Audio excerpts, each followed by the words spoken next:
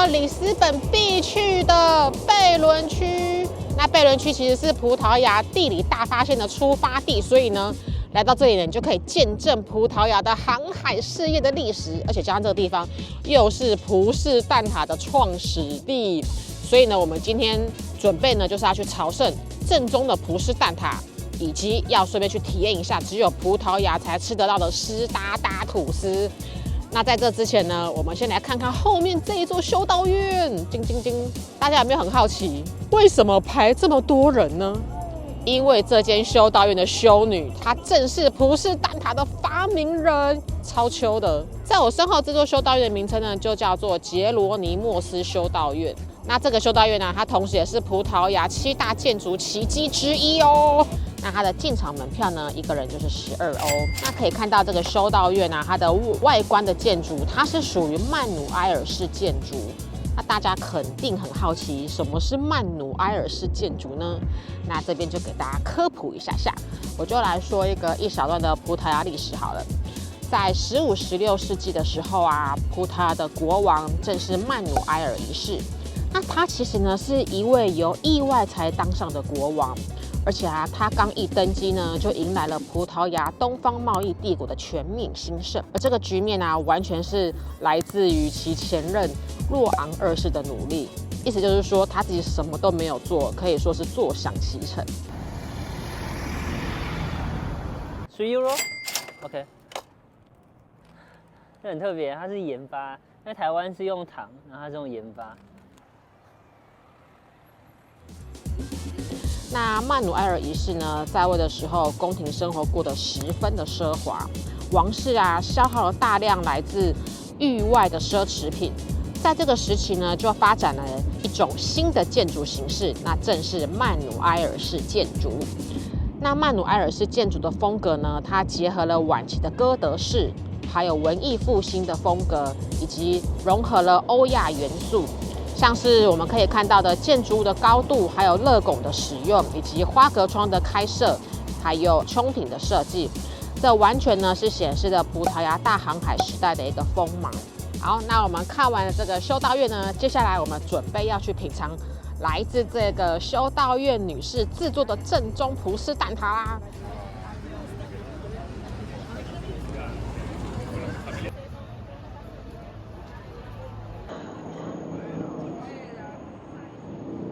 哦，进来喽！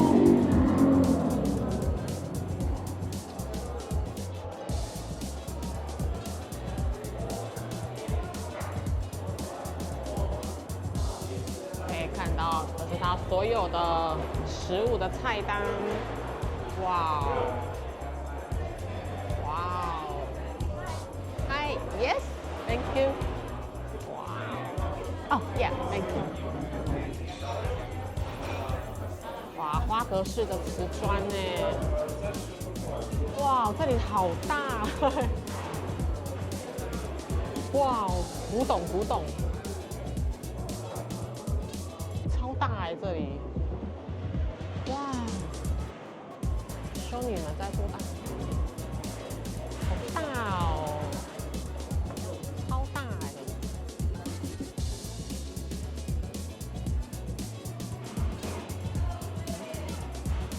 哇，好大哦，超大！大家应该想不到一家蛋挞店居然可以开得那么大吧？我们现在进来里面啦。我们刚来的时候，我们才发现外面有一排很长的队伍，那个是 for 外带的。那如果你要内用的话，基本上是不用排队，我觉得还不错。来到这边，当然一定就是要吃蛋挞嘛，所以我们刚刚就点了一个葡式蛋挞，还有我们自己私心想吃的这个蝴蝶饼。那额外再点一杯就是黑咖啡来搭配我们的甜点。看它的外皮，然后说直接摸它的外皮很油，感觉上是非常非常的酥脆啊。好，收音收好了。哇！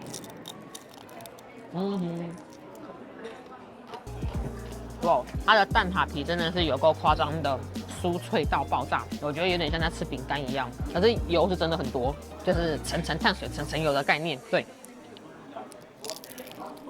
哇，不过我觉得它的内馅是好吃的，跟我之前吃过的百年糕饼店的蛋挞相比，我觉得它的比较没有那么甜。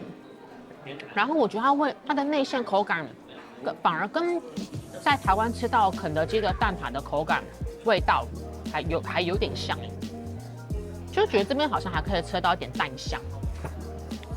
那在那个葡萄牙吃蛋挞，它桌上其实都会放肉桂粉跟糖粉让你加，那我就再加一点肉桂粉看看。哇哦！给你们看一下，哦，我觉得加肉桂粉很好吃，又多了一个肉桂的香气。这间店是目前我来里斯本吃过最好吃的蛋挞吧，这个好吃。那葡式蛋挞的发明呢，其实是在19世纪呢，就是由我们刚刚参观的杰罗尼莫斯修道院的修女发明的。那当时呢，修女呢，她就把用来过滤澄清莱姆酒剩下的蛋黄，那做成了这一种奶油酥皮馅的点心。那这一间呢，这个贝伦大塔店呢，正是由修道院女士们所制作的葡式蛋挞。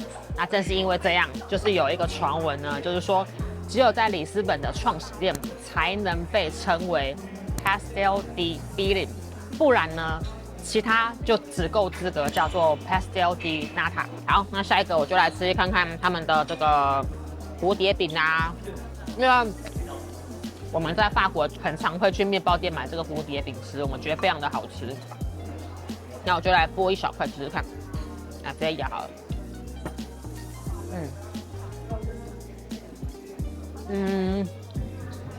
它的蝴蝶饼跟法国当然是不能比，法国的蝴蝶饼太好吃了。这边的蝴蝶饼基本上没有内容，就是口感很干，吃起来有点空虚。来这边还是就是乖乖的吃蛋挞吧。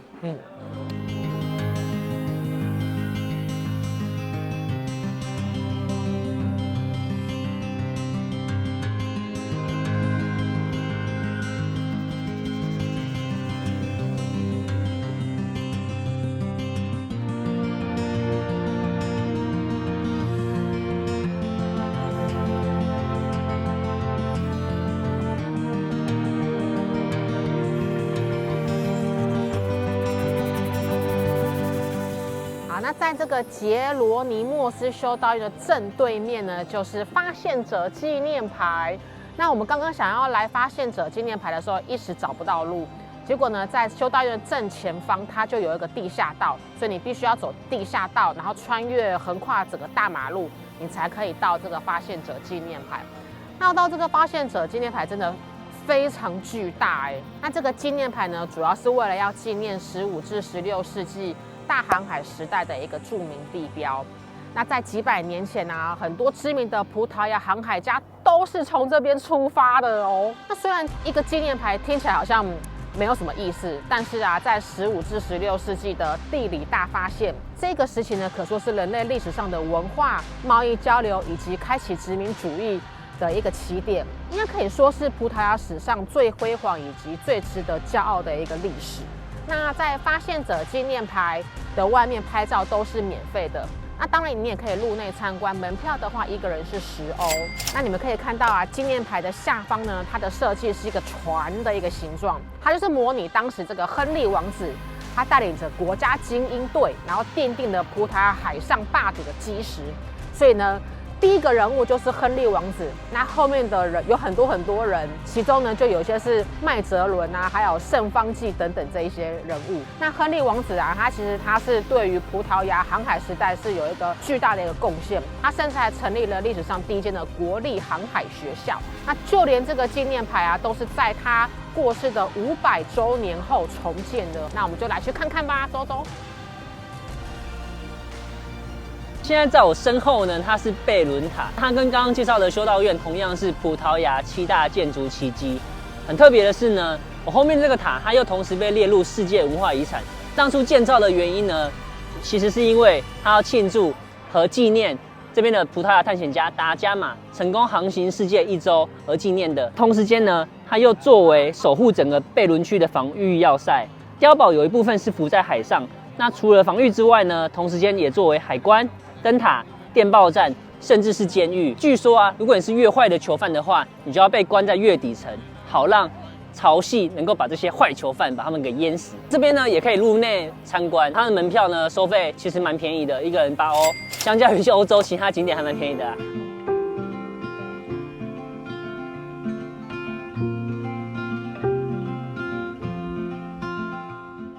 如果你来到了贝伦区，你一定会看到一条很长、很醒目，并且横跨整个特卢河的这一座大桥。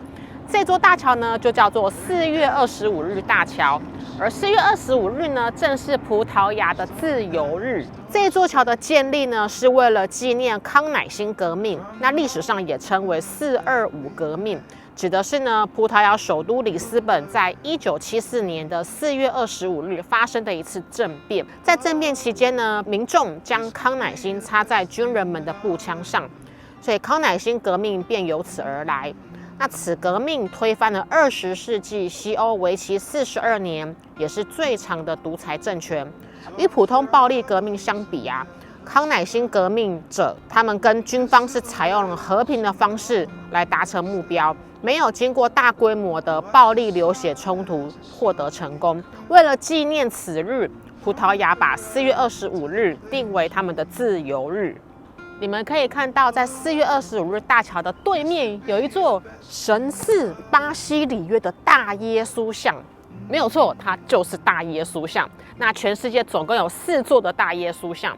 那这座耶稣像呢，也是受到了这个巴西里约热内卢的触发而建造的，并且于1959年开幕。那这个大耶稣像呢，上面也设有观景台，有兴趣的朋友你也可以上去看看。那我们现在准备呢要去朝圣，来葡萄牙必吃的湿哒哒吐司，走吧。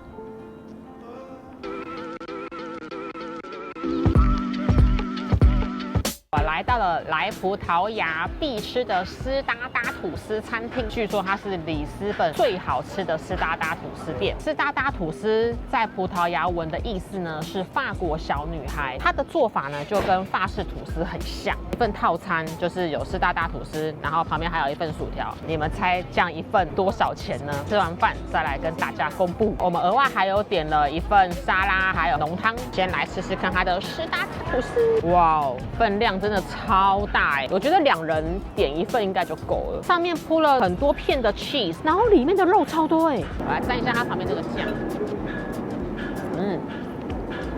来吃湿哒哒吐司，不能跟约会对象来哦，因为会吃得很丑。它旁边的这个酱，好像番茄汤的感觉，吐司沾这个汤酱还蛮好吃的。很棒的是，它的蛋黄是半熟的，你看还好蛋黄留下来，其实口感还不错吐司蛮软嫩的 ，cheese 也很入味。那来吃看看薯条，没有什么特色，薯条可以不用吃。OK， 那我就继续开动啦。刚吃完饭结完账，现在来跟大家公布刚刚那一份的湿哒哒吐司多少钱？一份只要12.5欧，这么一大的分量，真的是很适合2个人一起吃，哇，超省旅费的，非常推荐这一家。如果你来贝伦区的话，可以来这一家吃吃看，全里斯本最好吃的湿哒哒吐司。